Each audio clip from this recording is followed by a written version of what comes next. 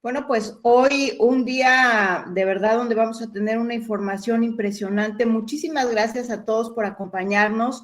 Vamos a platicar algo que pues tal vez desconocemos mucho, sobre todo en México, no lo sé, ustedes ahorita me van a decir, pero quiero darles un contexto primero de lo que estamos hablando, de qué es este movimiento, este grupo, para que después nuestra querida invitada nos pueda aclarar. Pero vamos a tratar de entender de qué se trata. Y bueno, muchas gracias a todos los que se están conectando y que están viendo esta transmisión en vivo. ¿Qué es la misión Rama? Que es parte de lo que vamos a hablar el día de hoy. ¿Qué es la misión Rama? Bueno, la misión Rama nació en 1974 en Lima, Perú, cuando Sixto Paz Wells, su hermano Carlos Paz y un grupo de amigos afirmaron haber establecido contacto telepático con seres extraterrestres. El nombre Rama hace referencia a una antigua civilización terrestre, pero vinculada con extraterrestres y a la rama o linaje espiritual de personas elegidas para continuar esa conexión. El contacto inicial se realizó mediante la escritura automática, recibiendo mensajes de un ser llamado Osal, supuestamente proveniente del planeta Ganímedes, una luna de Júpiter. Según sus integrantes, la misión Rama busca preparar a la humanidad para un contacto abierto con civilizaciones extraterrestres benevolentes que desean ayudar al progreso espiritual del ser humano. Los guías o hermanos mayores provendrían de distintos mundos, principalmente de Ganímedes, Venus y las Pléyades, y se comunican con los contactados mediante telepatía o proyecciones mentales, canalizaciones. Los miembros aseguran haber tenido citas concertadas o sendas donde naves luminosas aparecen en la hora y lugar pactado como prueba del contacto. Algunos dicen haber ingresado físicamente en estas naves, imagínense. Sixto Paz Wells ha publicado numerosos libros como Los guías extraterrestres, Contacto interdimensional o El umbral secreto. Además, bueno, pues es hijo del profesor y ufólogo Carlos Paz García, quien fundó en los años 60 el Instituto Peruano de Relaciones Interplanetarias dedicado al estudio de los ovnis. Entonces vemos que desde joven estuvo expuesto a temas de vida extraterrestre, metafísica, ciencia alternativa, lo que influyó decisivamente en su visión del mundo. Ahora hubo un parteaguas entre 1974 y 77, cuando el periodista español JJ Benítez viaja a Perú para investigar los contactos que afirmaba tener el grupo RAM.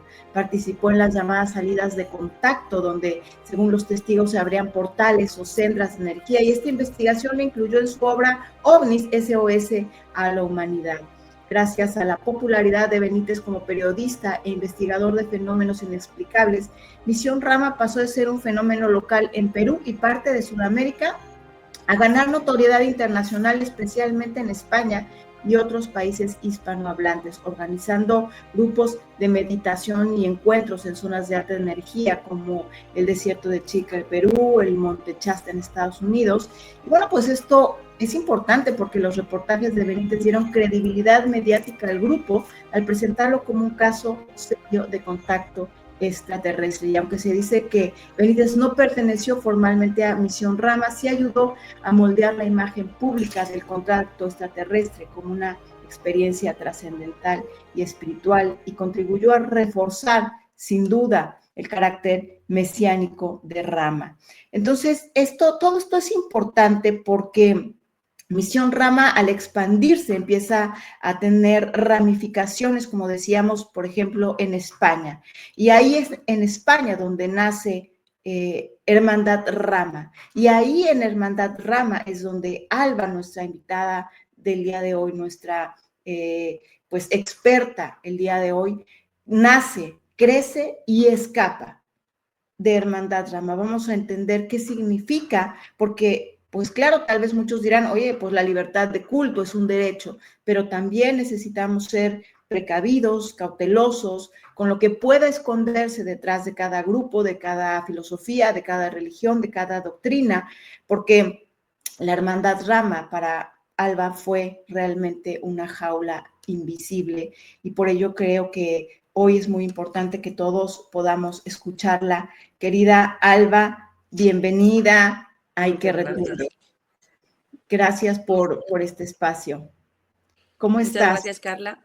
Antes de nada, quería agradecerte sobre todo el buen reportaje que has hecho, porque realmente hay mucha calidad ahí en todo lo que has explicado y compartido a tu audiencia. La verdad que muy bien hecho tu reportaje.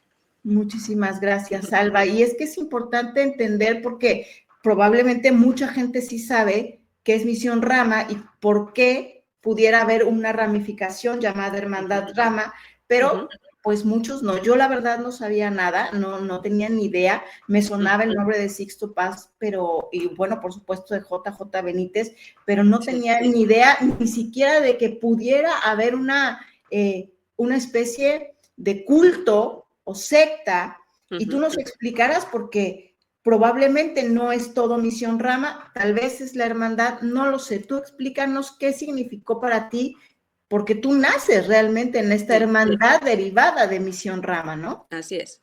Como bien has explicado, entre los años 80-90 en España, cuando este movimiento Misión Rama llegó y aterrizó en España, pues hubieron dos personas que se adueñaron de esa marca o de ese movimiento y lo hicieron suyo. Entonces a esa forma la llamaron Hermandad Rama. Y eran personas que seguían la idea principal, que era el contacto con los extraterrestres a través pues, de telepatía o de escritura automática, y conseguir de alguna manera ese contacto con extraterrestres, llegar a hacerlo una normalidad. El problema viene, el problema viene cuando consiguen estas personas llegar a generar un movimiento tan potente alrededor del país, en este caso en España, donde mucha gente busque los mensajes de estos extraterrestres como una guía a sus propias vidas. Llegué al punto donde cualquier cosa que les suceda es gracias a que los hermanos mayores, como ellos llamaban, a los extraterrestres les estaban guiando. Y entonces confundían temas judeocristianos, como por ejemplo el hecho de que Jesús fuese Dios o que Jesús fuera un enviado o un extraterrestre. Entonces mezclaban un poquito este tipo de teorías y las hacían adaptables a aquellas necesidades vulnerables que había en la sociedad española en aquellos tiempos. Estas dos personas fueron investigadas, incluso salieron en un reportaje en el año 89, en 1989, la revista Interview ya puso en manifiesto de que se estaba creando alrededor de Misión Rama pues una secta llamada Hermandad Rama, pero bueno, los investigadores no tenían claro qué era, entonces lo llamaban Misión Rama, pero exactamente no era Misión Rama, era dos personas que se habían adueñado del movimiento.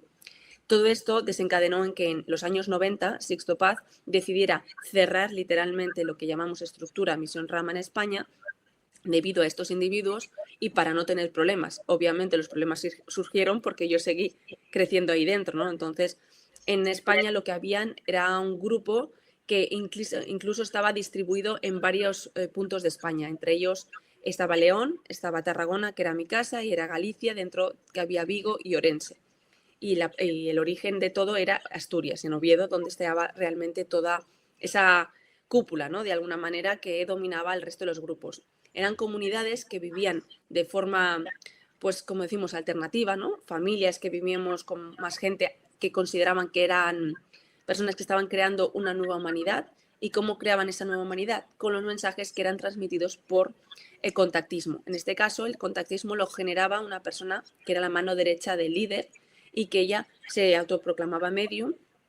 Y yo, que la he visto personalmente hacer eso, sí que es cierto que considero que tenía algún tipo de alteración psicológica o estado alterado de conciencia, porque realmente yo sí que la había en estados alterados haciendo escritura automática, que era la fórmula en la que ellos recibían los mensajes supuestos de entidades o de extraterrestres.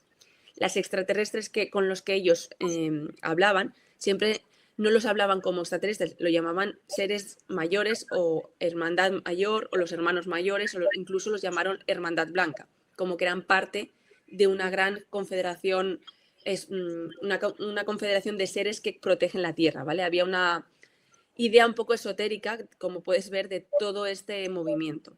Esos seres con los que nos comunicábamos, uno de ellos era Sanat Kumara, otro era Oxal, pero yo sé que había más conexiones con otros seres o entidades que en aquel momento se estaban desarrollando. Eso es un poquito para poner en contexto. Muy tremendo porque, claro, me imagino para una nena, pues ver a una mujer en estado alterado de conciencia que hace como una mediunidad con unos aparentes extraterrestres, pero yo me imagino que además estos estados alterados de conciencia pudieran ser visualmente invasivos, no lo sé, porque nunca lo he visto, solo en las películas, pero no sé cómo lo vivías tú. Claro, yo lo normalizaba. Tengo que tener en cuenta que yo, por ejemplo, eso no lo vi o nunca llegué a ver lo que yo me recuerde hasta los 12 años que no fui iniciada, porque de 0 a 7 años yo viví una serie de experiencias en lo que llamamos mi comunidad, ¿vale? Mi comunidad era la región de Tarragona, en España, y ahí vivían mis padres, mi abuela, mi tía y 3 mujeres más. Esa comunidad fue captada, en este caso, por mi padre, que era el que de alguna manera, pues, daba esos mensajes para juntar a todas aquellas personas que considerasen útil el hecho de que los extraterrestres nos tuvieran que dar unos pasos para crear la nueva humanidad, ¿no? Estábamos en un momento cercano al apocalipsis, en aquella época, estamos hablando de los años 80, entonces había ese imaginario de que teníamos que cambiar la sociedad y que debíamos dejar de ser egoístas y entonces pensar en el bien común, en la sociedad y todo eso. Eso como ideología es muy positiva, en principio no tiene nada de malo. El problema es que si a esto le pones tintes esotéricos y tintes dimensionales o tintes, en este caso, pues mágicos en el hecho de que necesitas de un ente externo para que te dé guía en tu vida, ya pasamos a una manipulación, que eso es un poco lo que yo viví. De 0 a 7 años, como yo, para mí era una normalidad, yo no veía nada extraño a lo que de alguna manera identificar como raro. El problema viene cuando en comunidad empecé a vivir pues malos tratos, abusos, vejaciones e incluso pues situaciones muy extremas de violencia, tanto verbal como física, tanto por mi padre como por otras personas de dentro de mi comunidad. Entonces, claro, yo llegué a unos estados muy fuertes de no entender el mundo. A los 7 años, pues bueno, tuve mi primer intento de quitarme la vida y eso fue debido a que yo no entendía por qué teníamos que vivir en comunidad, hacer cosas que no queríamos hacer, sufrir, pasarlo mal y era sin ningún tipo de respuesta, porque yo le preguntaba a mi madre, oye, ¿por qué vivimos en comunidad y no podemos vivir pues como una familia normal, con papá, mamá y todas las personas? Y me dijo, es que no lo sé. Ella escapaba de casa, pero mi padre le cogía y le decía, bueno, tú te puedes escapar, pero la niña se queda con nosotros. Entonces, claro, había ahí un estado alterado mental en casa muy, muy grande, donde yo tenía que ir al colegio, iba a un colegio público, pero yo siempre tenía que mentir, tenía que decir que yo vivía con amigos de mis padres, nunca decir que vivía con gente que pensaba cosas raras o que de alguna manera no podía relacionarme con la sociedad, ¿no? Porque eso era uno de los principios, que nosotros éramos especiales y no podíamos relacionarnos con la sociedad porque teníamos un conocimiento esotérico elevado que el resto del mundo no tenía. Alba, entonces tú no tenías, por ejemplo, fiestas de cumpleaños, o sea, tú no podías ir ni a los cumpleaños de otros amiguitos o fiestas de cumpleaños. ¿Qué hacías cuando ibas a la escuela? O sea, tú no podías, no sé, me imagino que de alguna manera tu mente ya amaestrada desde tan pequeñita te decía, no puedes hacer amigos, no puedes hablar con los demás, como tú dices, ¿qué les voy a decir si yo no puedo realmente luego ir con ellos al parque, qué sé yo? Exacto. No pudiera, no había más niños con los que tú sí podías convivir en la comunidad o no había. Solo fui yo sola. El problema se agravó porque yo soy hija única. Entonces, claro, yo era pequeña, pero para la mentalidad de este grupo, yo era un ser en un cuerpo pequeño, pero yo era igual que ellos. Entonces ellos no me veían como un menor al que tener cuidado o precaución. No, simplemente es, bueno, tú eres un ser pequeño, ahora mismo en un cuerpo pequeño, pero tú eres como nosotros. Entonces, yo el mismo ritmo de exigencia y de alguna manera se me exigía igual a mí que a un adulto. Entonces, claro, se hacía más pesado porque yo no tenía con quién compartir. Entonces, mi mentalidad se desarrolló muy, muy adulta demasiado pronto. Eso es cierto que en el colegio sí que en un momento dado una profesora identificó que a mí algo me pasaba porque yo estaba un poco, pues poco presente, ¿no? Digamos así, no estaba yo muy en mi sitio, ¿no? Y se planteó la posibilidad de hacerme un estudio psicológico, pero mis padres decidieron, y con el grupo, porque hay que entender que yo no era hija de mis padres, era hija del grupo, y eso todo se debatía en grupo. La autoridad había desaparecido por mis padres, era el grupo el que decidía por mí. Decidieron que no había que hacerme ningún tipo de test, porque obviamente se vería lo que habría detrás. Entonces, en ningún caso pues me hicieron ninguna valoración psicológica y los años fueron pasando. Es importante también destacar de que una de las ideologías de este grupo era eliminar al individuo. Cuando digo eliminar al individuo es la mentalidad individualista. El criterio propio era automáticamente descartable. ¿Por qué? el objetivo era ser uno. Esa teoría venía de que se suponía que éramos semillas estelares en cuerpos físicos y veníamos a elevar la conciencia para crear una nueva humanidad. ¿Vale? Esa teoría lo que implicaba era de que tu mente, tu criterio personal debía ser altamente anulado. Con ello los dogmas, las creencias y todo aquello que te aferrase a la vida como conocida hasta el momento. Llamamos una cultura judeocristiana, que es lo que vivimos en este caso en España. Eso lo que hacía era trabajar una mente grupal. Todo aquel que trabajara para el grupo a todos los niveles, mental, físico, emocional, económico, en cualquier área, estaba de alguna manera bien valorado. Pero alguien que tuviera criterio propio o se planteara las cosas más de lo necesario, estaba arduamente justificado y peleado en el grupo. O sea, se le señalaba con el dedo, se le hacía pues la vida un poco imposible, porque claro, no había que preguntarse por qué, porque todo el mundo se suponía que hablábamos para el bien mayor, que era el grupo. Por supuesto.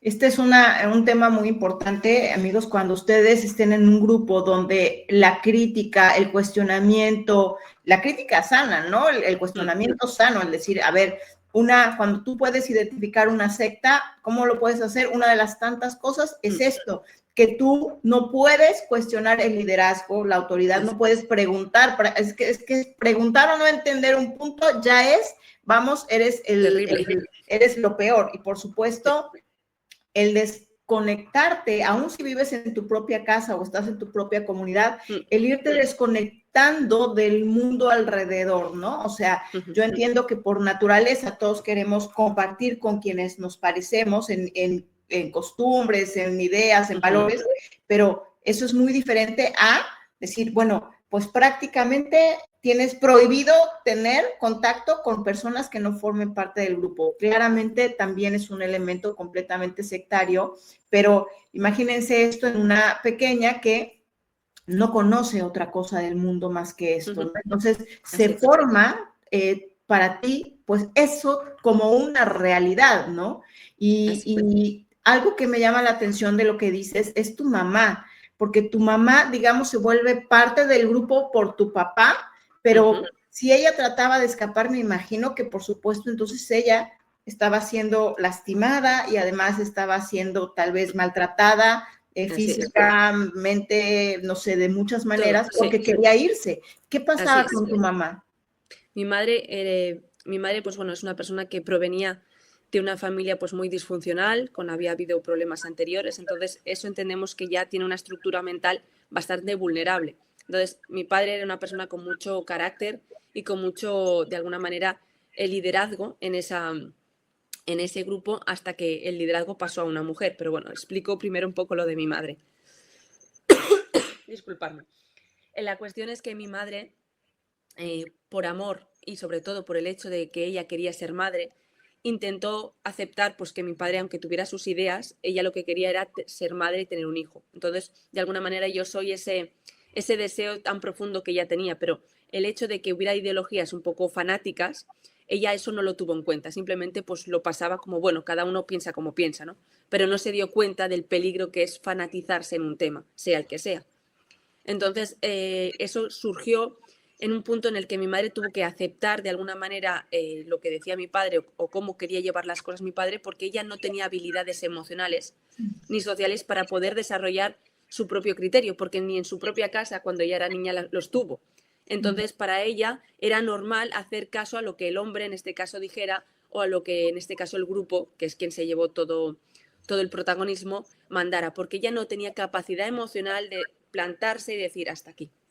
Eso desembocó en que ella desconectó de lo que llamamos estado maternal y entonces me entregó a su madre, que era mi abuela, la que se encargaba de la comida de todos los componentes del grupo, y ella pues de alguna manera pues se encargaba de que yo comiera, hiciera y estuviera un poco atendida, ¿no? A mí nunca me faltó de comer ni de vestir, pero a nivel emocional obviamente no hubo ningún tipo de trato ni sensibilidad hacia mí. Con lo que conlleva que, claro, cuando había vejaciones, malos tratos, a mí pues incluso se me pegaba en ocasiones porque yo no me quería comer tal comida o porque no quería hacer lo que fuera que se me exigiera porque yo era una persona muy rebelde de base. Claro, mi abuela siempre me enseñaba lo mismo, Alba, tú calla, silencio, no digas nada a nadie y haz lo que te dicen, así te ahorrarás problemas. Entonces, claro, yo crecí con esa idea de que mi abuela ella me protegía, pero en el fondo no me protegía, la que se estaba protegiendo era ella, porque ella, como tampoco tenía habilidades sociales ni emocionales, ella ya le iba bien tener un techo, tener para comer, que la gente le dijera lo que había que hacer. Entonces, es una situación muy compleja. Yo no quiero entrar en rencores ni en por qué hicieron y dejaron de hacer. Cada uno hace lo que tiene con lo que puede. Eso es muy importante. Pero sí es cierto que yo fui un poco el conejillo de indias de todo el mundo y como de alguna manera yo sentía que yo era el problema, pues de ahí vino pues la idea de quitarme la vida con 7 años. Pero todo eso fue evolucionando hasta tal punto que yo me quise de alguna manera disociar, que lo hice de forma consciente. Como yo no podía solucionar los problemas tan graves que habían porque no tenía esas habilidades, obviamente era una niña, mi cabeza lo que hizo es desconectarse de mi cuerpo. Y entonces yo empecé a utilizar lo que llamamos el modo automático, hacer lo que se espera de ti, pero sin sentir ni ocuparte de lo que yo quiero, ser una máquina de la vida. Hasta que en el momento dado pues pude despertar, ¿no? Que fui creciendo y me empecé a dar cuenta que yo podía colarme lo que llamaríamos organización y empezar a subir niveles de poder. Wow, esto también es muy, muy interesante. En un momento más también me gustaría que nos explicaras, porque tú nos dices que de alguna manera empieza a haber como un liderazgo en las mujeres. Yo tengo una teoría, pero también quiero escuchar la tuya, porque puede ser que la teoría cambie dependiendo del grupo o la razón por la que de repente las mujeres pueden tomar los liderazgos. Pero también pues me llama mucho la atención esta parte, ¿no? Pues todos ahí van sobreviviendo y es muy doloroso porque no justifica de ninguna manera todo lo que en este caso te hacen a ti o se hacen entre ellos o unos le hacen a otros o lo que sea, pero hay una parte que es dolorosa ver como humanidad que a lo mejor hay un sector o algunas de las personas que están en determinada secta que están ahí porque, como dices, como tu abuelita, pues, bueno, en México se utiliza siempre en diminutivo como tu abuelita, pues que ya le venía mejor eso que nada. Pero hay personas que creen, yo vi un documental, te platicaba el otro día también de una secta de contacto extraterrestre que vi, me parece que en Amazon, no me acuerdo, pero creen profundamente lo que están transmitiendo. ¿Tú sientes que había realmente integrantes del grupo que creían profundamente lo que estaban enseñando de los extraterrestres y todo esto? Sí, pero no lo vivían como un contacto con el extraterrestre como tal, sino como una especie de reprogramación de lo que ellos eran. Porque habían entendido, se les había inculcado la idea de que ellos estaban mal programados, ¿vale? Que toda la vida que habían tenido estaba, pues eso, los valores y todo lo que habían tenido como familia no les servía para ser libres, porque ellos les enseñaron de que ellos no eran libres por sus creencias. Entonces, el objetivo del líder era literalmente quitar todas las creencias, todas las bases, valores personales de la persona, quitarle la identidad para poner una identidad que sea amable para el grupo, en este caso para el líder, obviamente. Entonces, claro, eso es desconfigurar literalmente a una persona. Y os preguntaréis, ¿cómo se hace eso? Pues es muy sencillo. Primero, tienes que acceder al corazón de la persona, no a la cabeza. Porque si tú vas a la cabeza, la razón te puede justificar un montón de porqués, un montón de cosas. Pero para poder colarte y quitarle la identidad a un ser humano, tú tienes que ir a su corazón. Su corazón, ¿qué son? La parte vulnerable de cada uno. Y cada uno tenemos una parte que nos hace vulnerables, frágiles, que eso no es malo per se, es parte de la condición humana. Pero si uno no es consciente de su parte vulnerable y toda la vida se ha creído que es un superhombre o una supermujer, llega un punto que alguien que tiene muchas habilidades, y sobre todo comunicativas y sociales, que llega a esos lugares que nadie ha llegado. Y entonces sabe sacar de esa persona lo que necesite. Si a una persona nunca ha sido vista en su casa y viene este líder como hacía y conseguía sacarle autoestima, esa persona iba a crecer, iba a florecer, iba a sentirse importante dentro del grupo, iba a sentir que tiene un lugar.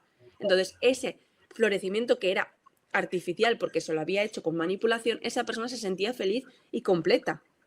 Y entonces esa sensación de paz él lo utilizaba para su beneficio y le hacía, por ejemplo, líder del grupo. Porque en cada grupo había una lideresa. ¿Y por qué habían mujeres y no hombres? Porque justamente él trabajaba con la herida que la mujer ancestralmente tiene, de no haber sido valorada, de no haber tenido suficiente protagonismo en el mundo, etc. Entonces trabajaban mucho con lo que llaman ellos energía masculina y energía femenina, que no es más de saber utilizar justamente esas habilidades humanas que todos tenemos, pero para el beneficio del líder. Por eso llamamos que este hombre es un psicópata integrado, pero no por opinión propia mía de los años, sino porque obviamente ya tuvo problemas con la justicia, por lo que sé yo, por un psicólogo forense en España, y él se le diagnosticó una psicopatía integrada y una bipolaridad. Pero ese tipo de personas no necesariamente matan físicamente, como podíamos entender en una película, ¿no? Que un psicópata es un criminal, no. Hay gente que te mata lentamente a nivel de alma, a nivel de humano. Y quitarle a una persona una identidad y hacerla parte de un proyecto mayor, eso es manipulación. Claro, claro. Qué importante esto que dices, porque además yo creo que el tema del liderazgo de las mujeres en estos grupos sectarios, coercitivos, delictivos, puede tener muchas también, pues, vertientes, ¿no? Yo veo, por ejemplo, en el caso de Ghislaine Maxwell y Jeffrey Epstein, que no es como tal una secta, sino es un grupo, pues, delictivo. Bueno, ni siquiera es un grupo, pues, ¿no? Pero en tal caso, veíamos el testimonio de Virginia Giuffre y ella decía que Ghislaine usó su figura de mujer y de hacerla sentir incluso como una madre para ganarse su confianza, porque como tú explicas muy bien, es importante primero llegar al corazón para después poder manipularte y meterse tan dentro de ti que se hace fácil el caminito recorrido, ¿no? Se hace facilito llegar hasta las entrañas de tu identidad y empezar a moldear al gusto de los perpetradores, y luego la mujer, pues, que queda en el liderazgo, va y entrega como ofrenda, ¿no? Al líder, ¿no? Esta es mi ofrenda de esta nueva chica transformada, te la entrego, ¿no? Aunque pudiera parecer sutil esa entrega, pero realmente está entregando una ofrenda y el líder, pues, le aplaude y la líder se siente, wow, lo he hecho muy bien, ¿no? Claro, siente ese posicionamiento que nunca a lo mejor en la vida lo ha descubierto, y la única persona que se lo ha hecho sentir esa emoción es un líder. Entonces, el problema viene cuando realmente eso no se ve como algo negativo, sino como algo normal, y te hacen darte cuenta que eso ha sido voluntad tuya. Porque claro, a una persona afectada por esta manipulación, la gente desde fuera que no lo entiende le pregunta, hombre, ¿pero por qué te dejaste? ¿O por qué permitiste lo que sea que pasara? Es que esa persona, para permitir algo irracional, necesita entender que primero ella confió en otro ser humano, y cuando te cancelan, o sea, te utilizan el valor de la confianza, están manipulando lo que llamamos la fragilidad del ser humano. Entonces es una violencia invisible, pero no por ello menos traumática que puede ser otro tipo. Pero como al ser invisible es necesario explicarla de forma muy exquisita, muy concreta, para que sea entendible por gente que nunca la ha vivido. Es algo muy particular, pero sí es cierto que explicar este tipo de violencia implica ir a lo más intrínseco de cada uno, que es lo que nos hace humanos. Y eso da miedo, porque no todo el mundo ha hecho un trabajo personal para entenderse, comprenderse y saber sus límites, sus más y sus menos, porque al fin y al cabo todos estamos expuestos a un líder psicopático, todos. Dependiendo de cómo nos podemos proteger de la cantidad de responsabilidad que tengas de tu propia historia. Si tú has pasado por la vida y haces lo que se supone que hay que hacer, pero no te has trabajado personalmente tu parte de luz y tu parte de oscuridad, como llamo yo, que no es más que los defectos y las virtudes que uno pueda tener, otros las utilizarán para su beneficio. Y en todos los ámbitos, no hace falta que sea en un ámbito sectario, concreto, religioso.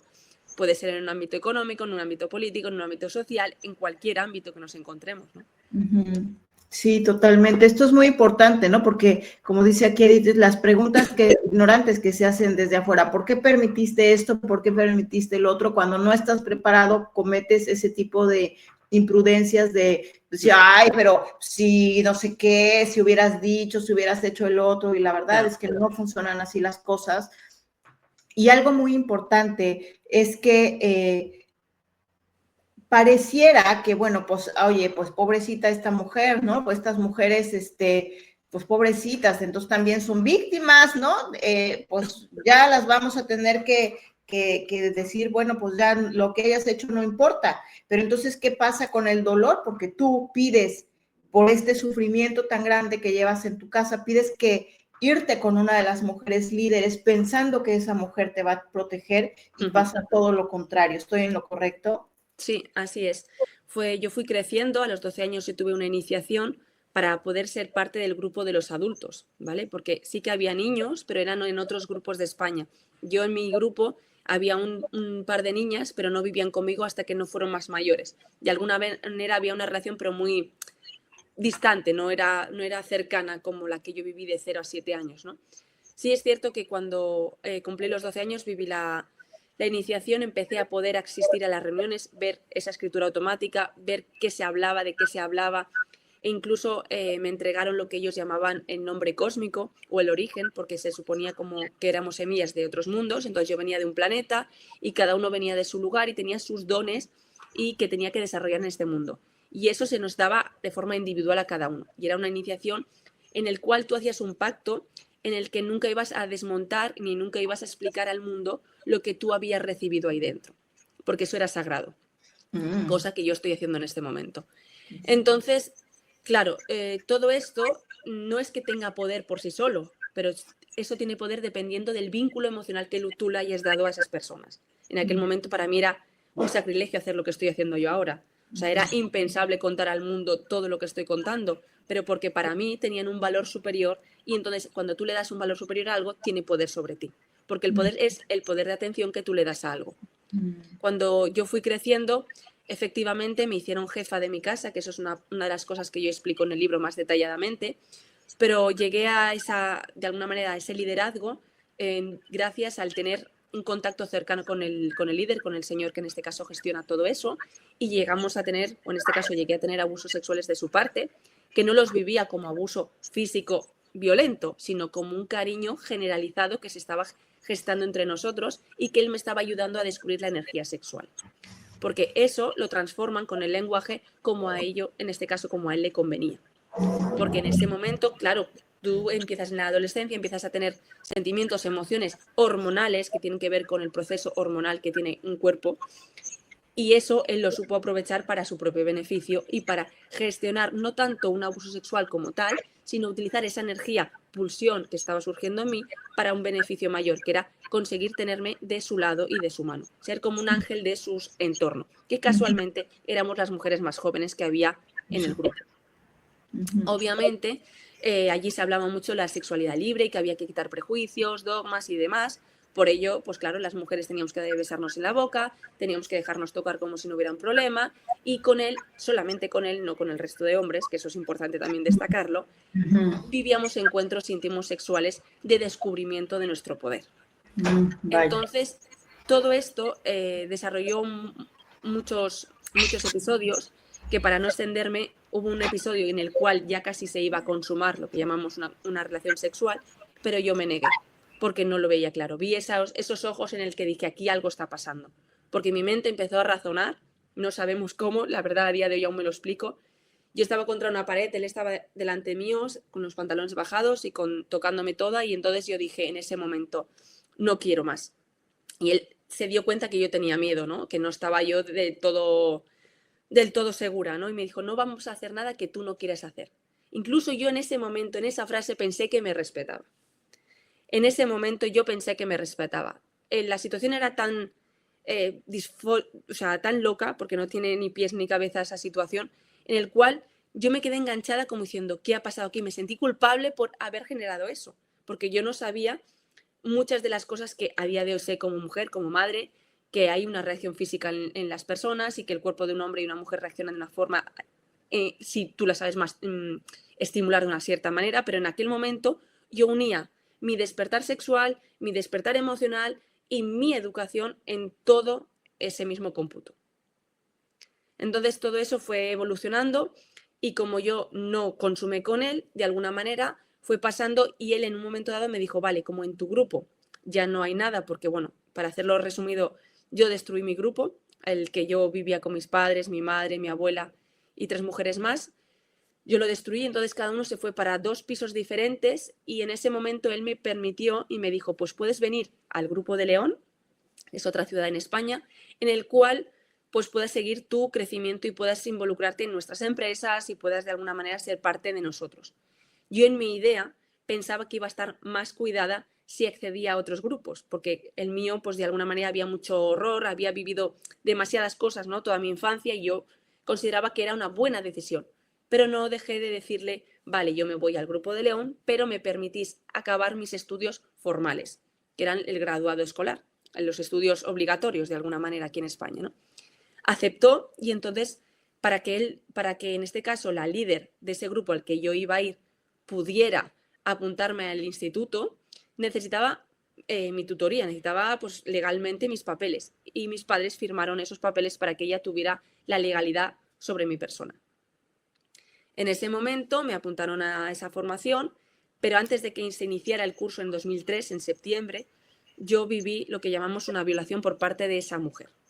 Y explico esa violación porque no es que yo confundiera cariño, porque mucha gente me dice, hombre, es que a lo mejor has confundido cariño. No, una violación por parte de mujer es muy diferente.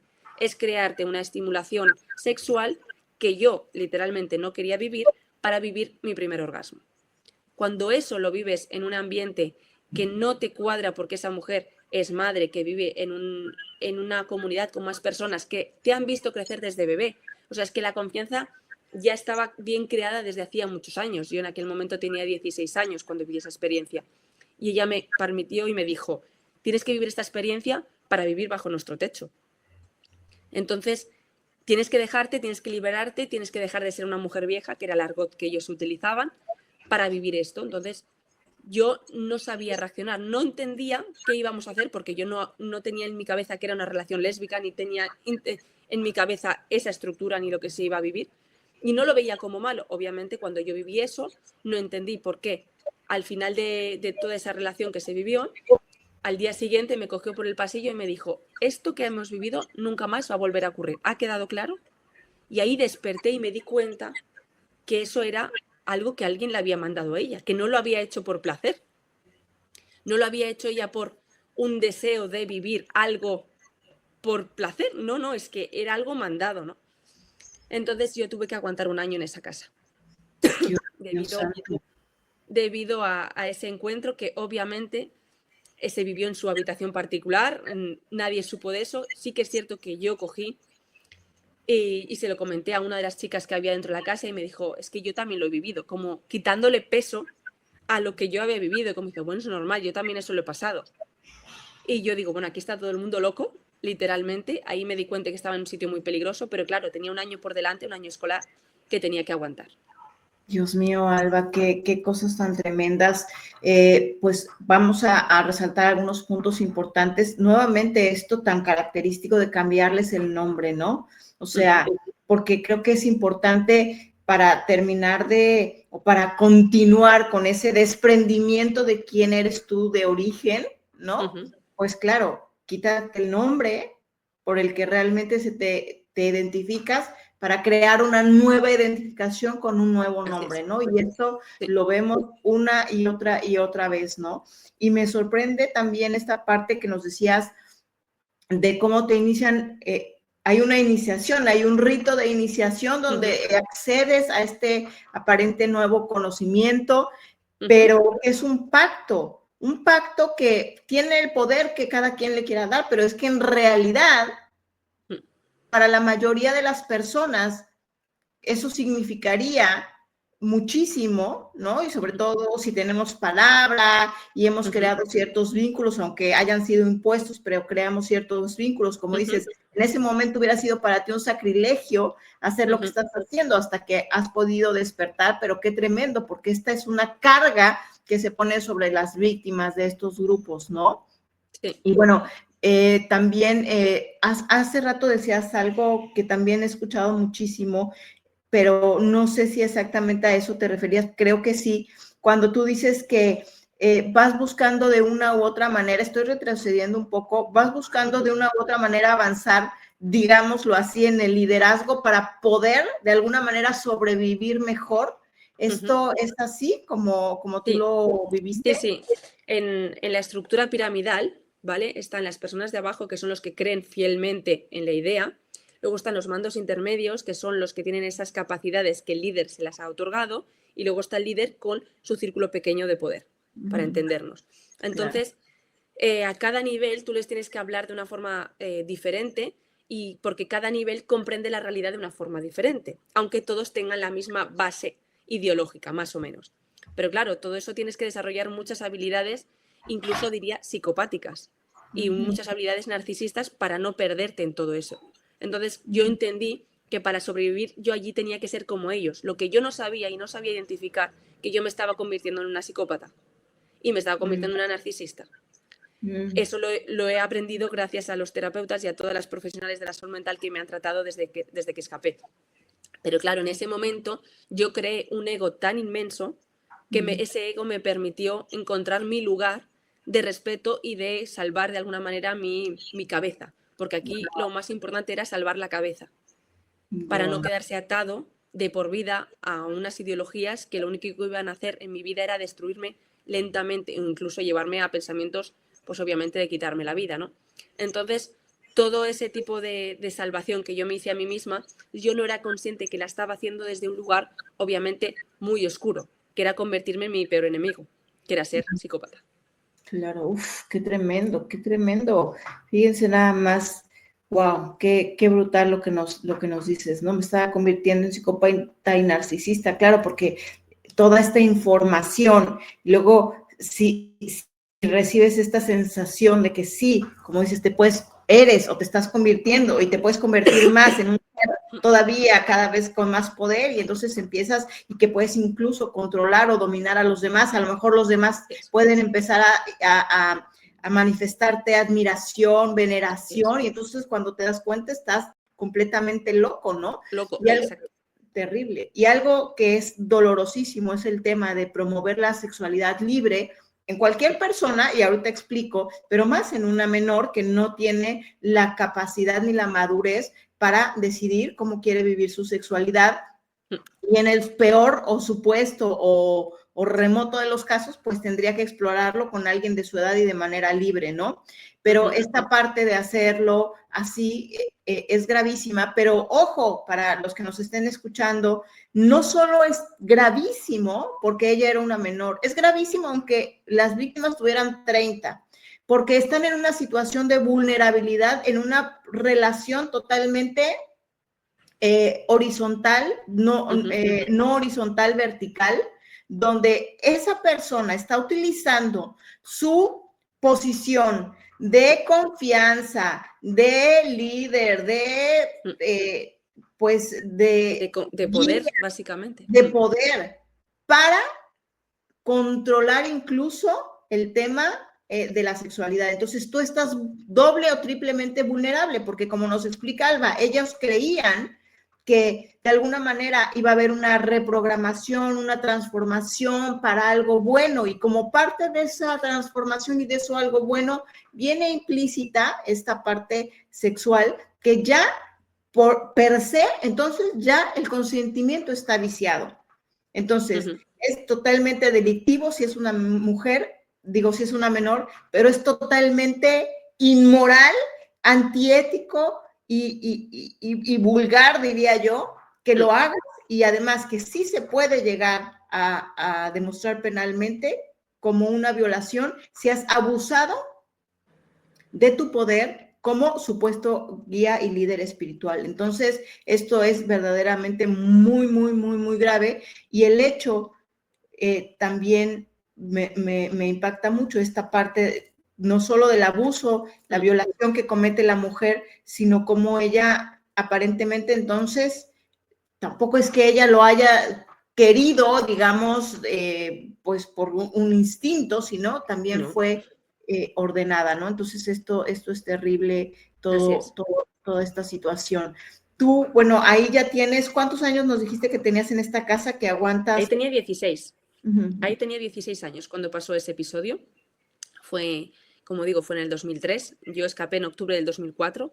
Entonces, bueno, el último año, que es el que yo acabé cursando allí en León y conviví con la comunidad allí, pues fue uno de los más fuertes de alguna manera que he vivido para poder, pues eso, sobrevivir, escapar y entender que eso que me hacía sentir aparentemente bien era muy peligroso. Lo que pasa es que no era consciente del nivel de peligro en el que yo estaba. Eso también es importante explicar, que gracias al estar escolarizada, vino el último día de clase una psicóloga que nos hizo hacer un ejercicio que voy a compartir porque a lo mejor puede incluso ayudar a alguno de tu audiencia. Nos hizo hacer un ejercicio donde había 3 círculos, uno mayor, uno mediano y uno pequeño. Y en cada uno teníamos que poner las personas que para nosotros eran importantes en nuestra vida. Casualmente, la psicóloga me sacó a mí y me dijo: Alba, ¿tú no ves nada extraño en este ejercicio? Y yo, sinceramente, en aquel momento no veía nada ni sentía nada raro. Y me dijo: si tú no estás en ninguno de estos 3 círculos, vendrán otras personas y dominarán tu vida. Y a mí esas palabras, ¡fum!, me cayó el velo y me di cuenta que estaba en otra región, nadie me iba a salvar, nadie iba a hacer nada por mí, que tenía que buscar una manera de huir de ahí, pero que aún tenía de alguna manera todo un verano por delante para poder entender qué hacer, cómo hacerlo y escapar de ahí. Porque obviamente yo vivía en un pueblo muy aislado de la ciudad en la que pudiera yo, pues, escaparme. No tenía contactos, no tenía nadie y yo tenía de alguna manera que poner en ese momento lo que llamamos una mente fría de soluciones, no emocional, porque si era emocional me hundía. Y nadie me iba a creer. ¿A quién le iba yo a explicar esta historia hace 20 años y me iba a creer? Dirían: Claro. esta chica está para psiquiátrico, esta chica está para encerrarla, cuando en el fondo yo la puedo contar ahora con calma, con paz, con equilibrio, porque ya no tengo dudas de lo que viví, ya no dudo de mí y mis emociones, sino sé muy bien qué viví, cómo lo viví y por qué lo viví. Entonces, Claro. ahora estoy en otro estado de conciencia, vamos a decirlo así, más responsable, más adulto, y puedo contarlo, pero eso necesita su tiempo también para poderlo expresar. Por supuesto, totalmente. Fíjate que yo te escuché en esta entrevista que tuviste aquí en España y te escuché cuando contaste ese ejercicio y de verdad qué impresionante, porque yo les invito a nuevamente que inclusive aunque ya escucharon la respuesta, pues que lo intenten, ¿no? Y que busquen, hiciste 3 círculos, ¿verdad? Y Sí. pusiste en El cuál. mayor, el mediano y el pequeño. Es importante también la forma de grande, mediano, pequeño, porque así tú vas a ver en qué posición pues quizás estás o crees que estás. O si no te pusiste. O si Porque no a te lo mejor pusiste, no como en estás mi en caso. una secta, pero a lo mejor no te pusiste de todos modos, porque No, yo no me puse. Yo puse a 3 personas, que en el caso era el líder, la mujer que me había violado, pero yo no era consciente que era una violación, y a mi madre. claro. No, pero digo, imagínate que a lo mejor alguien que está ahorita en su casa que dice, bueno, yo no estoy en una secta, pero a lo mejor de todos modos no se pone entre las personas, entre lo más importante, ¿no? Pero fíjate qué grave y qué tremendo y cómo la mente pueden trastornarnos tanto la mente que llegamos a pensar que esas personas, como en este caso el líder, la líder, que además fue quien abusó de ti, y tu mamá, que aunque sí, claro, es tu mamá y obviamente sin juicio, pero de alguna manera no jugó el verdadero papel de madre de protegerte y fueron pues quienes eran las personas más importantes para ti, pero esto me parece una historia extraordinaria de cómo te despierta y ahorita quisiera que nos explicaras cómo planeas esta huida y qué es lo que pasa cuando te vas y cómo vives el mundo que jamás habías vivido, porque no es que regresaste al mundo, no, que no había otro mundo para ti. Pero algo que también quisiera saber antes de esto es cómo sobrevivía el grupo. O sea, todos iban a trabajar y el dinero lo metían a una bolsa o eran donaciones o de qué vivía y se expandía el grupo. Ellos tenían, bueno, de hecho tienen una SL, una sociedad limitada en la que tienen sus empresas, entonces ellos tienen lo que llamamos una tapadera social en la que ellos, pues bueno, se llevan desde hace ya muchos años pues con sus grupos de empresas y con todo lo que la gente ha trabajado dentro de esas empresas, una empresa de limpieza, otra de cuestiones de entrevistas y de marketing, y luego tienen también alguna otra que ahora mismo no recuerdo, que lo que hacen es crear ese ambiente en donde tú ya no tengas que necesitar nada del exterior. Esas empresas se crearon cuando yo era muy, muy pequeña. Estamos hablando que a lo mejor yo era un bebé en el 86, 85 o en el 90. O sea, no tengo yo conciencia porque es algo que ya me han contado y he sido consciente más tarde. Pero claro, mucha gente dio millones, dio muchísimo dinero para crear esa estructura, que esa estructura es la que luego hacía de paraguas de todo eso. Es cierto que muchas personas, como en mi caso mi padre, trabajaba en una empresa pues, nacional eléctrica muy importante, otros trabajaban en empresas pues, también nacionales con unos sueldos pues, potentes, ¿no? Unos sueldos económicamente estables, y eso les servía pues, para mejorar todo lo que es el ámbito de gasto de una familia, de una casa, porque cambiarse de casa, mudanzas, coches, alimentación, todo lo que eso conlleva necesita un gasto, ¿no? Necesita una inversión. Y eso venía gracias a esos buenos sueldos que algunos de los del grupo tenía, aparte de las ganancias que tenían como empresa, ¿no? Era cierto que era importante también tener herencias o dineros que tenían, pues a lo mejor los padres o los abuelos o gente que estaban ahí dentro y que pedían a sus familiares pues el dinero pues para apoyar a esta causa, que era crear un mundo mejor, ¿no? La idea era crear una sociedad en la que no necesitaras nada del exterior porque en ellos vivirían en armonía y para un bien mayor. Entonces, claro, con esa estructura, es lo que decimos, aparentemente es todo muy bonito, pero es que Sí. todo necesita de dinero, necesita de estructura fiscal, necesita de estructura para poderse mantener. ¿Y quién sabía de eso? Pues los 4 que eran inteligentes y que sabían dominar pues, la materia o a nivel administrativo todo esto, ¿no? Los demás se dejaban llevar y entregaban solo dinero y poco más. ¿Tus papás en algún momento, o sea, a ver, no sé cómo decirlo, pero sabían o supieron, entendieron que de alguna manera estos abusos íntimos los estabas viviendo o los viviste? Sí, se lo expliqué justamente cuando salí, a los 17, 18 años. Los junté a los dos y les dije, esto ha pasado, esta persona ha hecho esto, esta otra persona ha hecho aquello. Y bueno, los dos quedaron en shock porque entiendo que quizás no querían verlo. Me da a mí la sensación siempre que nunca quisieron verlo o que no tenían capacidades de verlo, porque eso también pasa muchas veces. Entonces, ellos lo único que me supieron responder en aquel momento es que no querían que yo contara esto a nadie porque no querían problemas y que lo mejor era pues olvidarlo. Entonces ahí volví yo a sentirme otra vez retraumada de decir, bueno, pues se supone que estoy haciendo lo que se supone que hay que hacer, que es contárselo a los padres y tampoco reaccionan, ¿no? Mi padre reaccionó de forma bastante violenta, luego les empezó a enviar amenazas, cartas y ellos me llamaron a mí para que yo calmara a mi padre. Bueno, al final fue eso un desastre. Entonces, de alguna manera yo entendí que es que el problema no era lo que había pasado, sino que las personas no estaban psicológicamente bien. Entonces tú no puedes hablar de forma lógica, concreta y clara con personas que están alteradas mentalmente. Y entonces los únicos que de alguna manera controlaban perfectamente el tema eran ellos, porque sabían de que las debilidades de los demás. Éramos personas que habían estado 20 años con ellos, entonces las conocían al dedillo, a mi padre, a mi madre, sabían cómo anularles, cómo amenazarles, sabían todo perfectamente. Entonces, claro, aunque tú ya no estés con ellos, ya no estés en el círculo cercano, mentalmente te han dejado una marca de por vida. 100%. Entonces tú les das poder por el miedo que te han generado, no porque lo tengan.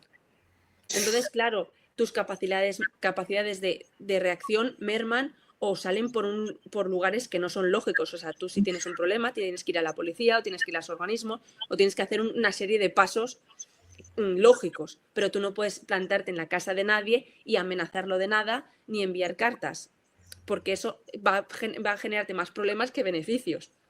Pero eso lo puede pensar una persona racional, lógica y con los pies a tierra. Pero alguien que ha estado herido, que le han destruido la familia, que han hecho de todo y más a nivel personal, esa persona está fuera de sí y reacciona de esa forma anormal. Y que eso es lo que le sirve a los psicópatas para acusarlos aún más de que no están bien. Entonces, hay que entender que la maldad no es solo que hayan hecho daño o que hayan destruido personas, vidas y demás, sino es que además luego los van a acusar de reaccionar mal. Claro. Y ese es el peligro de tratar con sectas, que cuando tú dices esto es una secta, tienes que tener muy claro el lenguaje de expresión que vas a utilizar, porque esa gente es muchísimo más inteligente que las víctimas, muchísimo, y eso hay que reconocerlo. Por eso no son víctimas, son perpetradores, porque tienen una inteligencia de cómo dominar la sociedad, cómo dominar el lenguaje y cómo dominar a aquellas personas que les quieran atacar. Porque una persona que ataca es porque está emocionalmente activada. Y ellos saben muy bien cómo redirigir esa información. Y cómo torcerla, ¿no? Y cómo ponerla, incluso el llamado gaslighting, ¿no? Ahora, pues verdaderamente es un tema complicadísimo, durísimo. Me gustaría saber cómo escapaste tú, porque tuviste que hacer toda una planificación, y esto es importante porque la gente podría pensar de repente, pues, ¿por qué no se van? ¿Por qué no se fueron? ¿Por qué no sé qué? Bueno, todo es un proceso que no tiene que ver solo con las pruebas o los desafíos, tal vez económicos, a dónde me voy, con quién me voy, qué digo, claro, sino principalmente el desafío mental, de la cadena mental, de esa, como dice tu libro, que ahorita vamos a hablar de él, de esa jaula invisible, ¿no? De la que hay que escapar y la que hay que soltar, y el miedo a dar el paso es brutal, pero también me gustaría saber ¿dónde están tus papás? ¿Cuánto tiempo siguieron ahí? ¿Estuvieron cuánto tiempo más? No, ¿cómo mis padres, mi padre marchó justo cuando yo me marché a León, o sea, a los 16 años aproximadamente. Mis padres se separaron de forma legal, entonces él ya se fue a vivir con otra mujer y se rompió la relación de mis padres. Pero a partir de ahí, es cierto, como yo quería comentar, debido a esta experiencia que viví en el instituto, fue cuando yo empecé a crear lo que llamamos una estructura para poder escapar.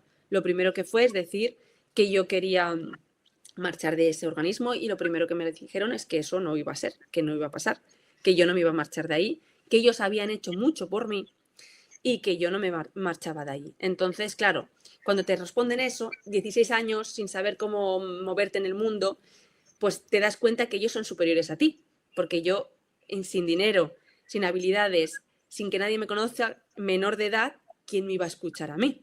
Ese es el problema. Yo tenía miedo incluso hasta la policía, porque desconocía que la policía ayuda. Más bien me enseñaban como que la policía pues trabaja para el sistema. Entonces, claro, había una comida de cabeza en ese aspecto cultural que yo no tenía herramientas de decir por dónde me escapo. O sea, me voy por los campos y aquí donde estoy. No hay un GPS, no había GPS en aquel tiempo, no había mapas, no había nada. O sea, yo no podía arriesgarme a marcharme por la noche y empezar a correr. O sea, es que no era tan fácil como eso, al menos hace 20 años, ¿no? No, por supuesto. Así que, bueno, tuve mucho estrés en esa época, pero recuerdo que tuve un sueño que podemos llamar premonitorio, o de alguna manera a veces, no sé, me ayuda a pensar de que nada es casual, ¿no? Al menos esa es mi idea, o como yo a día de hoy lo vivo. Que bueno, se me presentó pues un ser muy grande en el sueño y me dijo que dejara de tener miedo y que daba igual donde estuviera, si tanto dentro o fuera, que todo era lo mismo. Y yo recuerdo ese sueño como si fuera ayer, y ya ha pasado 20 años. Gracias a ese sueño cogí la fuerza de ponerme en mente fría. Y mente fría es hacerles creer que a mí se me había pasado la neurosis de marcharme. Y seguir pues siendo ese piloto automático, que hacer lo que se espera de mí, no dar problemas, callar la boca, en fin, lo que se espera de mí, hacerlo y ya está. Hasta que hubo un momento, la vida me presentó un momento que casualmente mi madre había ido a Gijón, que es otra ciudad de España, a un médico a hacerse unas visitas, y por el tren bajaba por León, ¿vale? Gijón está en la parte de arriba de España, y bajaba por León, que está a mitad de España, y luego bajaba a Tarragona. Entonces yo les dije, solo quiero ver a mi madre que esté bien, voy un fin de semana con ella y luego vuelvo, sin ningún problema, ¿vale? Entonces lo dijo con calma, dejé todo, yo no me llevé nada personal, o sea, perdonad, dejé todo en aquel lugar, simplemente me llevé el bolso con el móvil que yo tenía, que era un 3330, me acuerdo incluso, un Nokia, y en ese momento, cuando me llevaron a la estación, conseguí que me llevaran a la estación la persona que me violó, otra mujer y una de las personas que creció conmigo, aún lo recuerdo. Esas tres mujeres, obviamente yo no hablaba en el coche porque lo único que quería era que estuvieran tan convencidas de que iba a volver con ellas para que me llevaran a la estación. Yo estaba haciendo el mejor papel de mi vida, como nunca mejor dicho. Fue llegar allí y cuando vi a mi madre que salió a saludarme, le cogí la mano y le dije, nunca más vuelvas a soltar mi mano. Me metí en ese vagón y nunca más he vuelto. Así conseguí escapar. Pero como digo, hay que esperar a que la vida te ponga la oportunidad, no hacerlo a lo loco. Tener mucha estrategia, porque en la vida sin estrategia vendrán otros y la utilizarán. Dios mío santo. Alba, ¿recuerdas cómo fue esos primeros minutos después de que le tomaste la mano a tu mamá ¿Qué platicaron? ¿Qué Mm. hicieron? ¿Qué iban conversando? ¿Cómo le Pues encontraste a ella? mi madre estaba en ese vagón y también estaba mi abuela, la madre de mi madre, perdón. Y en ese momento nos quedamos en silencio, no había reacción, solo lloré, eso es lo que recuerdo, llorar, porque había tanto que contar y tan poca capacidad de entenderme, porque mi dolor era doble, lo que había pasado más la poca capacidad de entender que tenía mi madre en ese momento, porque mi madre no tenía habilidades emocionales, nunca las tuvo, entonces no podía ni sostener, ni comprender, ni apoyar, ni hacer absolutamente nada conmigo, solo darme un techo en aquel momento. Porque ese techo, gracias a mi madre y a mi abuela, que lo podían pagar, porque también había habido muchos problemas con eso, pero yo lo único que estaba haciendo era aprovecharme de esa situación porque yo no tenía otro sitio donde ir. Y ahí fue como empecé pues mi nueva vida en Tarragona de nuevo, en Reus, y ahí pues bueno, fue empezar a darme cuenta que yo tenía un problema grave mental, porque yo sabía, digo, a ver, después de lo que he vivido, mi cabeza no puede funcionar bien. O sea, era consciente de que mi cabeza no tenía que estar bien después de eso. No sabía la gravedad de lo que estaba, ni cuán mal estaba, pero yo entendía que no era normal normalizar todo este tipo de cosas, ¿no? Ahí pues me puse a estudiar, hice una formación profesional de comercio y marketing para ser vendedora y superar mi miedo al mundo, porque me puse a estudiar justamente eso, que era lo que más me costaba, porque yo no sabía hablar al mundo, como puedo hablar ahora, pedir, llamar un teléfono, hacer cualquier gestión normal. Yo no sabía. Tenía pánico a que me contestara alguien por teléfono y yo no conociera ese tono de voz. O sea, ese nivel de patología se podía decir que yo tenía, ¿no? Pero mi lógica de la sociedad decía, es que si no sé hablar, el mundo no me va a conocer y yo no voy a ganar dinero y yo no voy a poder, pues, vivir. Porque yo entendía que si no ganas dinero no podías comer. Eso es lo que yo tenía entendido en aquel momento, ¿no? Mi base, que era muy, muy básica, obviamente. Entonces, pues dije, vale, pues tengo que superar eso. Y me puse a hacer esa formación, la probé, pero enseguida me puse en manos de buscar ayuda terapéutica, pero no encontraba. No encontraba porque, claro, yo no sabía ni lo que había vivido, es que yo no sabía ni ponerlo en contexto. Mi mente me hacía decirme, no, todo lo que has vivido es una mentira, eso no es verdad, mi propia mente. Entonces yo luchaba con decir, me lo he inventado, es verdad, no es verdad. O sea, yo estaba confundida a unos niveles horribles. Claro, la gente que me envolvía eran de la secta y me decían que eso no era posible, que yo no podía haber vivido eso. Entonces hacía constantemente dudar de mí en mis propios pensamientos. Y salir de esa locura, ¿cómo fue? Pues romper con todo el mundo. Romper y volverme pues muy rebelde, sacar toda esa rabia pues de una forma desmesurada, saliendo de fiesta, haciendo pues una vida pues desequilibrada, nunca mejor dicho.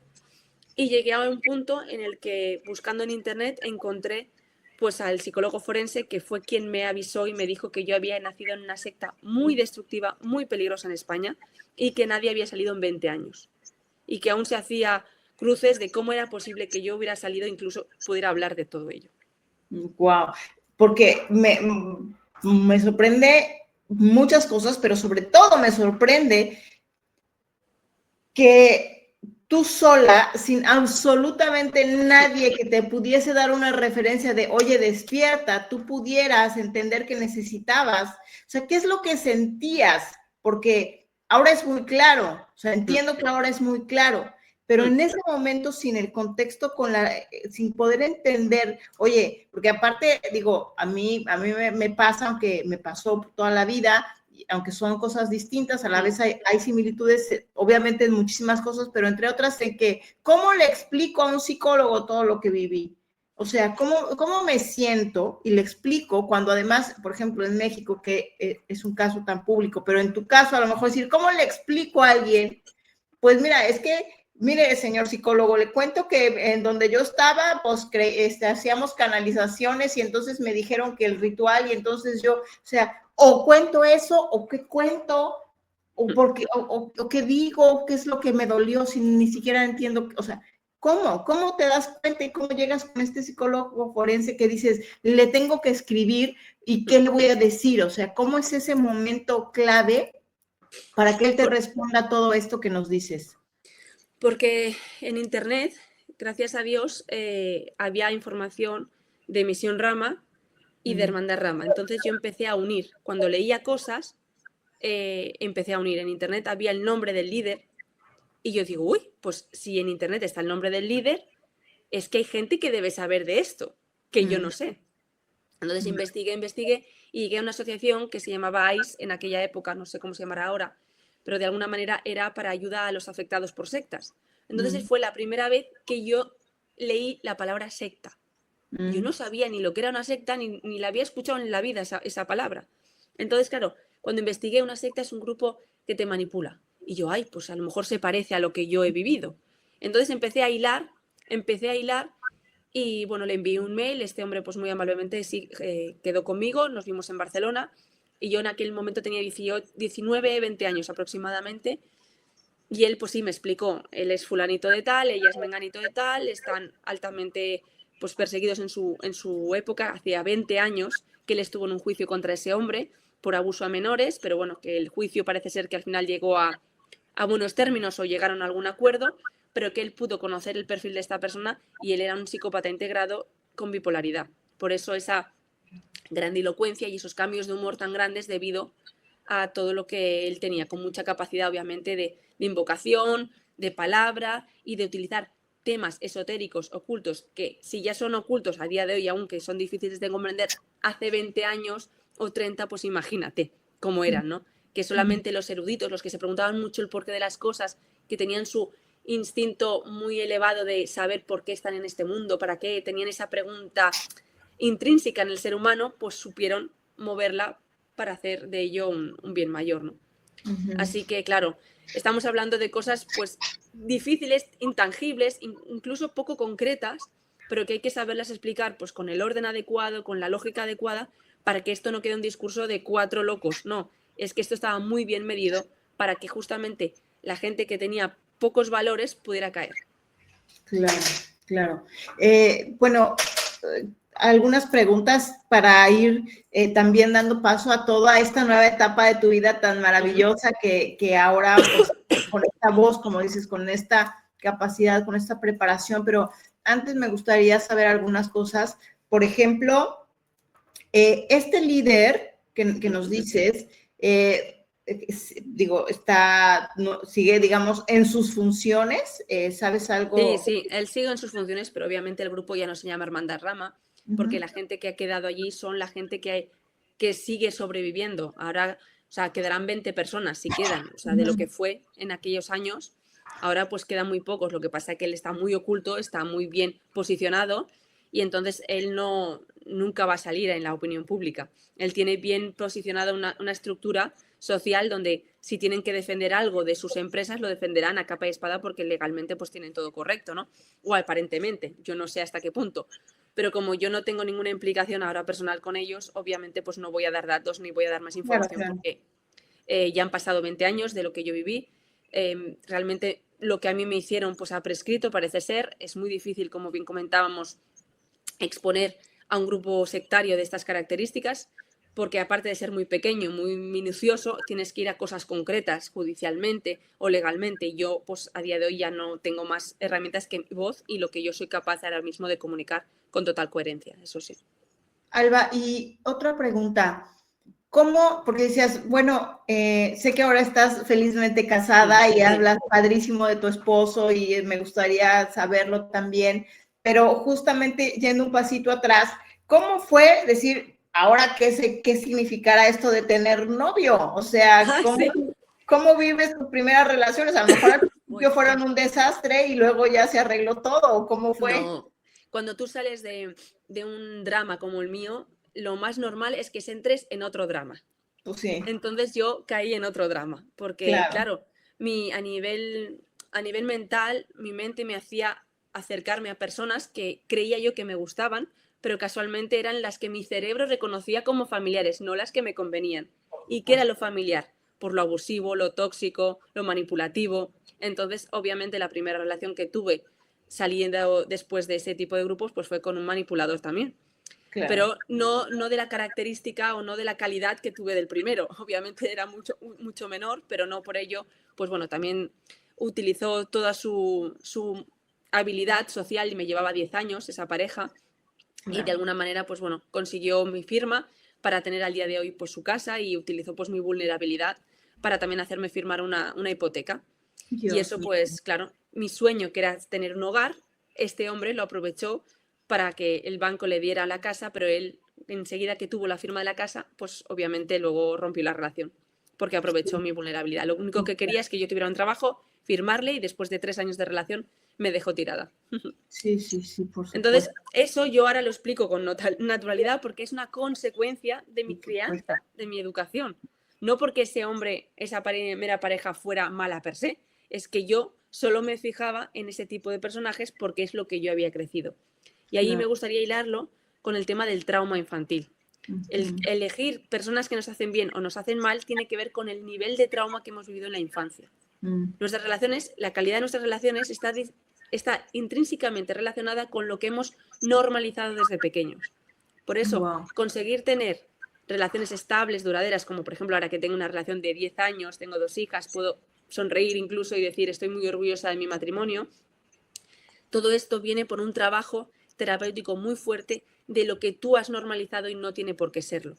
Porque Mm. algo que nos gusta no necesariamente nos conviene y eso implica un trabajo doloroso, muy Ujú. incómodo, porque hay que dejar de alguna manera la posibilidad de que lo que has aprendido en tu vida quizás te está haciendo daño y no eres consciente, ¿no?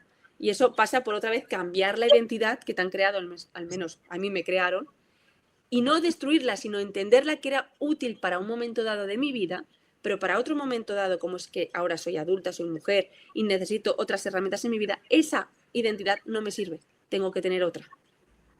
O mejor dicho, conocer realmente quién soy, porque no se trata de identidades, se trata de tener una propia personalidad donde nada y nadie te tenga que tumbar, sino que tú sepas muy bien qué quieres y por qué lo quieres, y sepas defenderlo. O sea, saber tener esos límites sanos y adecuados para cualquier tipo de relación, amistosa, de trabajo, personal, la que sea, ¿no?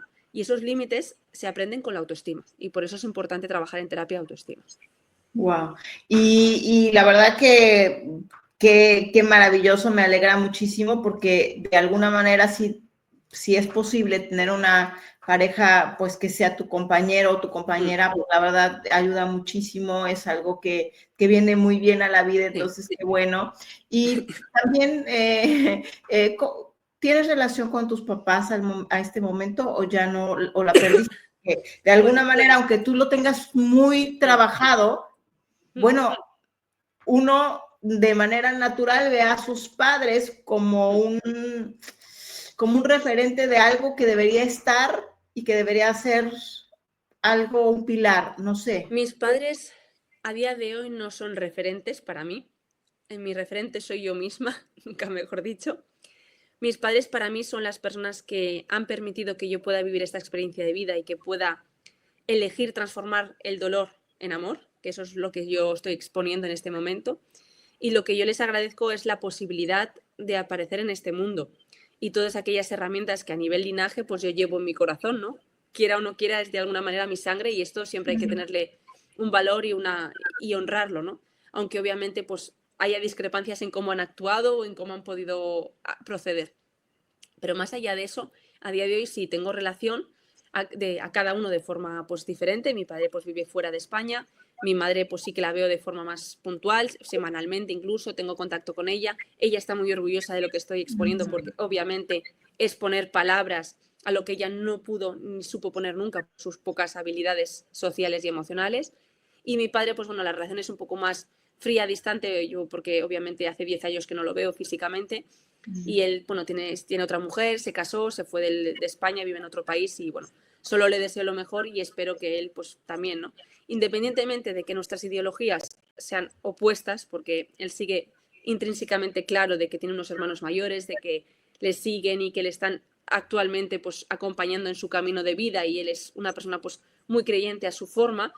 En ese camino nunca nos vamos a entender porque yo no quiero fanatismos, yo quiero diálogo humano, normal, personal y que podamos tener discrepancias, porque hay que tener diferencias, pero cada uno en su lugar y sin ningún tipo de intrusión, ¿no? Porque yo tampoco voy a permitir que a nadie a mí ahora me venga a decir lo que hay que hacer cuando ya estoy casada con 2 hijas y creo que ya me he ganado un poquito la madurez, ¿no? Con los años. Claro, claro. Entonces, es una relación, sí, particular, pero yo ya los veo como personas adultas que han elegido su vida, tienen sus consecuencias, pero más allá de eso, pues he tenido que construir una idea de mis padres que pueda permitir a mis hijas, que son realmente las personas que más me importan, poder construir la historia familiar desde un lugar de perdón, no de rabia ni de rencor, que sería lo fácil y lo normal, ¿no? Que todo el mundo pudiera sentir.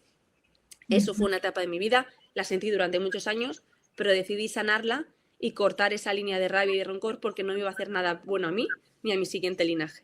Y por eso pues empecé a escribir La jaula invisible. Qué lindo, ya vamos para eso porque también me preguntan, están aquí las preguntas de qué haces porque y se te entiende todo muy bien, se te entiende todo perfecto, tienes mucha claridad en lo que dices.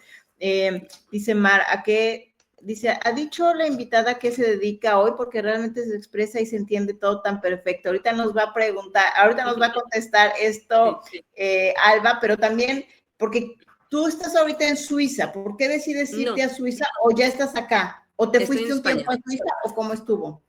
Sí, estuve en Suiza viviendo en 9 años.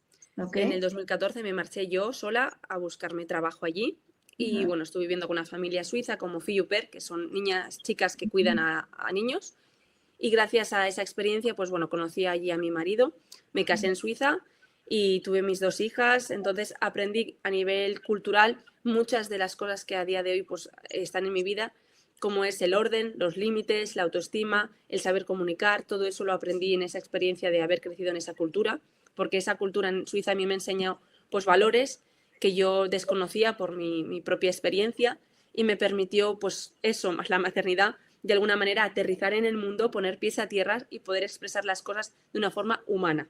No tanto espiritual, sino humana, que es realmente transformar toda esa ideología espiritual, esotérica, a algo que todo el mundo podamos entender, tanto si has estado en una secta como si no. Entonces a mí esa experiencia me ha sumado puntos y por eso ahora me dedico lo que es el acompañamiento, tanto afectados por derivas sectarias en familias como afectados por sectas o todo lo que tiene que ver con la manipulación espiritual, porque eso es lo que considero que más valor tengo. Claro. ¿En qué momento decides? Porque también ahorita vamos a ver tu página web, pero ¿cómo es el orden cronológico? O sea, primero decides prepararte para poder acompañar a otras personas que han sufrido cosas iguales o similares a ti y das acompañamiento y después decides hacer tu libro porque tienes tu proyecto Origen también, además de tu libro. ¿Cómo surge todo primero? ¿Cómo es el orden? Pues ahora os vais a sorprender porque todo ha surgido este 1 de enero de 2025. Ok, a ver, entonces cuéntanos. Este año ha sido mi despegue porque realmente me di cuenta cuando empezó este año que yo tenía que hacer un cambio, que tenía que dejar de estar en la cueva y empezar a mostrar al mundo lo que yo estaba viviendo para mí. Porque digo, si yo he vivido lo que he vivido, es porque alguien más lo ha tenido que vivir. En el mundo somos millones de personas. Pensar que solo somos únicos es muy egoísta. Es pensar, si comparto la experiencia, si comparto lo que a mí me ha ido bien, independientemente que hayas estado o no en una secta, quizás te sientes identificado, ¿no? Y yo lo que trato es no solo tema sectario, que es de mi historia, sino trauma infantil, conciencia espiritual, valores humanos, trato puntualmente maternidad desde mi punto de vista de cómo yo valoro ahora mismo la educación emocional en los niños y la importancia que tiene, valores humanos, herramientas. Entonces, mi perfil es una transformación constante del dolor. Y al final, yo sí que considero que hay cosas, hay injusticias en el mundo, pero no todas pueden pasar por la justicia legal que todos conocemos. Desgraciadamente, la mía nunca va a pasar. Pero no por eso no hay que dejar de exponerlo. Y exponerlo no para hacer daño o llorar y decir al mundo, mira qué me han hecho, sino desde un lugar de coherencia tan grande donde el mal nunca vuelva a tener lugar en tu vida. Porque el mal es parte del mundo y como tal tenemos que aprender a convivir con él, no desecharlo. Esto no es una guerra, es aprender a convivir y a ocupar tu lugar. Porque yo podía optar a no explicar jamás esto y quedármelo en mi casa y no generar problemas, si se puede decir así, pero he optado a ocupar mi lugar como ser humano, a contar mi verdad, a estar en un lugar de presencia, pero no desde la rabia, ni el dolor, ni la violencia, sino desde el control y responsabilidad de mi propio ser. Eso ha implicado que expresar en este libro la historia no solo sea un testimonio donde explico por qué, para qué y todo lo que pasó, sino que hago un manual para que las personas afectadas por este tipo de derivas sectarias o por familias que también viven ese tipo de situaciones que no son verbalmente explicables, pueden entender qué les ha pasado, poner palabras y a la vez ayudar a los que en este caso hayan podido ser afectados. Porque en una familia también hay derivas sectarias, también puede ser una secta. Y se generan muchos patrones. Por ejemplo, uno de los patrones que más se genera es el punto de que tú te tienes que disociar, como yo explicaba antes, para ser lo que esperan de ti, no lo que tú eres. Totalmente. ¿Y cómo identificas esto? En el momento en el que tú llegas a ocupar tu lugar desde el punto de lo que esperan los demás de ti. Entonces tú ya no tienes personalidad. Y ahí se trabaja lo que llamamos el trauma infantil, pero desde el estrés postraumático complejo, que es diferente al trastorno de estrés postraumático normal, que es un evento que pasa en un momento dado, un accidente, una violación, algo que te altera tu vida y te queda en shock. Y eso es una cosa, pero el trastorno de estrés postraumático complejo, que es el que a mí me ha tocado padecer, ese es justamente mucho más complejo, porque es tu personalidad. Y claro, no la identificas. Simplemente ves que hay un problema porque tu vida no es feliz, no es coherente, no consigues encontrar buenas amistades, tus trabajos son un desastre. Todo a lo que tú quieres aspirar, hagas lo que hagas, te equivocas. Es como que nunca das con la tecla adecuada. Y eso viene debido a ese trauma que has vivido en la infancia, que sigue arrastrando tus nuevas decisiones en el presente. Qué tremendo lo que me estás diciendo, qué fuerte. Esto del estrés postraumático y que mucha gente, qué bueno que tú lo puedes tratar desde muchas personas, porque a lo mejor habrá gente que, como dices, no habrá vivido en una secta, pero de todos modos tiene un trauma infantil, de todos modos vive situaciones que no entiende que están relacionadas con un estrés postraumático y entonces es como si el trauma se revive una y otra vez porque no entiendes cuántas cosas en realidad vienen del trauma y entonces te retraumatiza una y otra vez, ¿no?